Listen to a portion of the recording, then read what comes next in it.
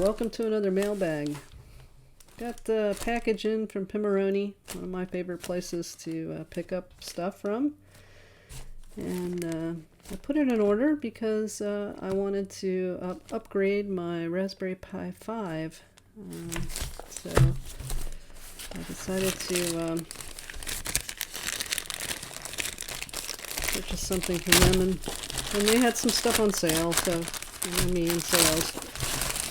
I picked up a few other little bits that have been on my wish list since I put in an order and I was going to pay for the shipping anyways. I try to wait till I'm ordering something, and then I'll pick up some other little items that I caught my eye. There we go. Got a little smush in transit across the ocean. Right. And there we go.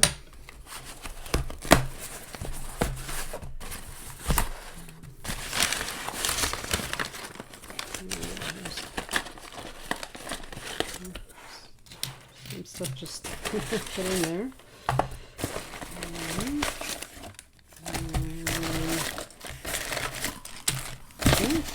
Yep, that's it. Alright, so let's organize here a little bit. This was the main item that I purchased for the Raspberry Pi 5, and I'm going to put in 250 gigabyte NVMe drive. So I got their base and the drives included. Went out of stock for a little while. I think it's very popular. Let's see if we can just break into this thing. Do it in the best way possible. No chance of hurting anything. Definitely don't want to do that.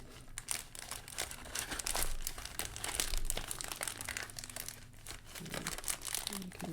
Alright, I'm not very successful here. Alright, let's try this.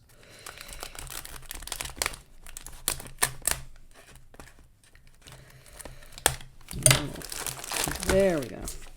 Open it up. Alright. I kind of wanted to just go ahead and get the drive that they know works with their base. They list a whole bunch of you can just buy the base, and you can buy your own drive, SSD drive, but I just decided I wanted to get a package of the ones they know work with it, and so I could not worry about that part of it. So let's see. Looks like this is just a Ziploc bag here with the base in it.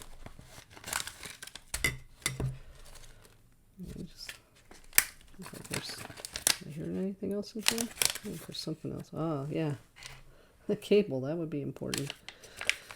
Alright, wow, that's a interesting little cable there. Bring it up. Take a look at that. And it's flexible. Nice. Some hardware to little feet. And then the base itself, they're currently selling a double of this to put on your Pi 5 too. So I have an 8 gigabyte Pi 5 that I'm going to use as kind of a workstation for programming and doing projects. So I thought it'd be nice to have boot it off of one of these rather than off of the SD card, especially if I'm going to use it more routinely. So I thought it was a good idea to pick one up, and I'm just curious about putting it all together and seeing how it works. That's part of the fun of Raspberry Pis. And so these little, I've never installed one of these myself, so I am kind of looking forward to just the act of doing that and seeing So yeah, here we go.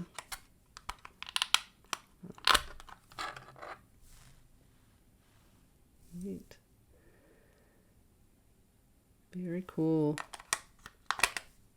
Well, you can put this little label on it, I guess. Okay, well, that's interesting. All right, so that was the reason for the order.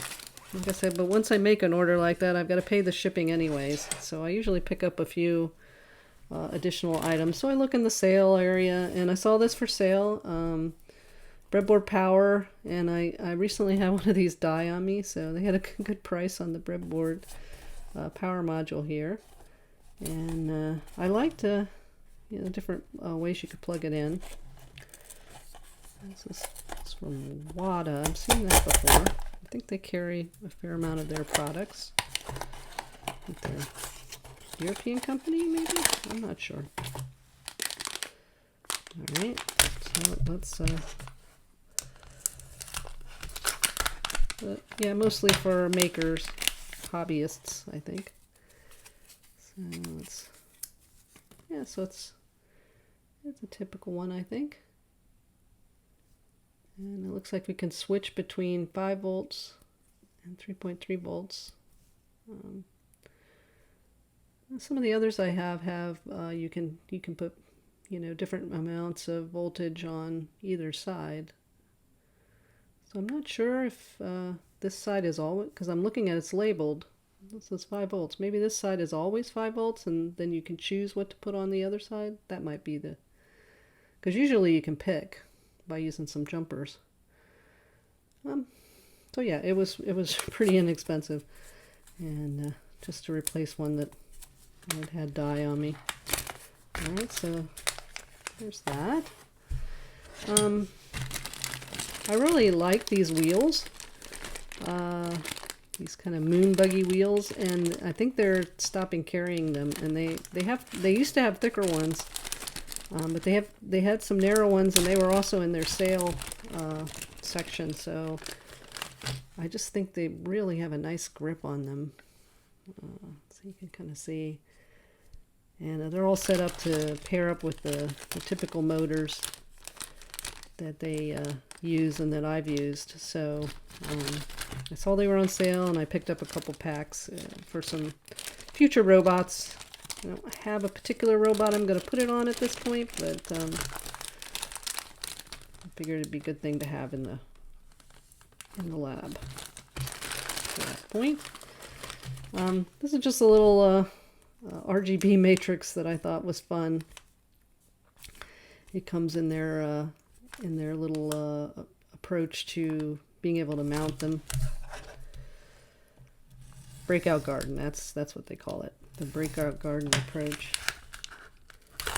And so I have one of their prototyping stations, and you can just plug these things, right into that spot if you have a breakout garden component, which this is. So this had just been on my wish list for a while, and since I was making the order again, I decided to.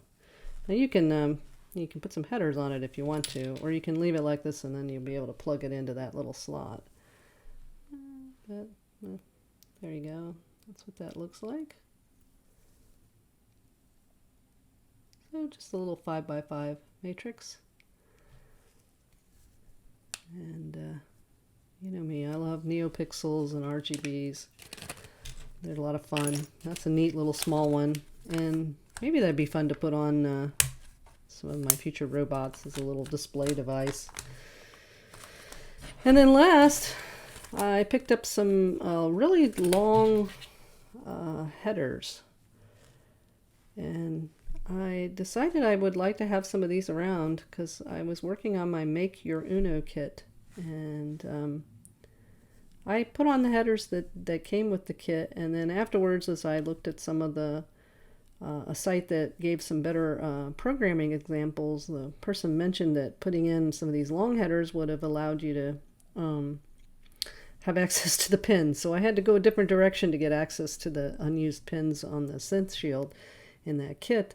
But then I thought, wow, well, I wouldn't have been able to do anything with it anyways because I don't have headers quite that long. So I decided to pick up a couple, and they were pretty cheap, and you could just buy, a couple. And then I got the long stacking headers too, extra long kind as well. So I thought these are header. I keep saying I have all the headers there are, but apparently there are quite a few.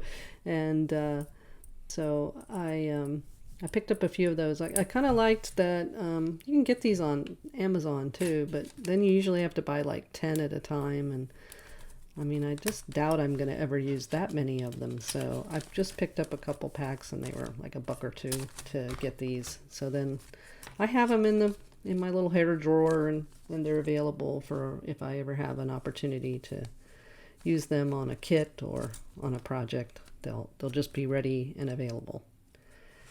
Well, that's my mailbag. Exciting. I'm really excited to get this SSD put on my Raspberry Pi 5, and I'm going to start using it to do some of my programming projects instead of my normal laptop, to have some fun with it and see how well it works as kind of a programming station.